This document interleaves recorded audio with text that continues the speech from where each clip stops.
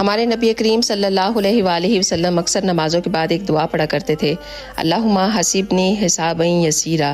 اس کا مطلب ہے اے اللہ میرے حساب کو آسان فرما دے۔ تو ایک مرتبہ حضرت عائشہ نے آپ کو اس دعا کو پڑھتے ہوئے سنا تو انہوں نے پوچھا، یا رسول اللہ، حساب کے آسان ہونے کا کیا مطلب ہے؟ حضور نے فرمایا کہ کل قیامت کے دن اللہ تعالیٰ بندے کے نامہ اعمال کو دیکھ کر اسے معاف فرما دے۔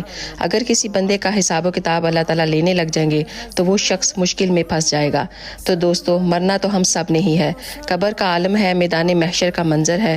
اگر ہم یہ چاہتے ہیں کہ اللہ تعالیٰ ہمارے ساتھ بھی نرمی کا معاملہ کرے اور ہم سے بھی حساب و کتاب نہ لے کر اللہ تعالیٰ ہمیں معاف فرما دے اور جنت میں داخل فرما دے، تو آپ بھی ہر نماز کے بعد کم از کم ایک مرتبہ اس دعا کو ضرور پڑھا کریں، اللہم حسبنی حسابا یسیرا۔ اور اس ویڈیو کو زیادہ سے زیادہ شیئر کریں تاکہ زیادہ سے زیادہ لوگ اس پر عمل کر سکیں۔ جزاک اللہ خیر۔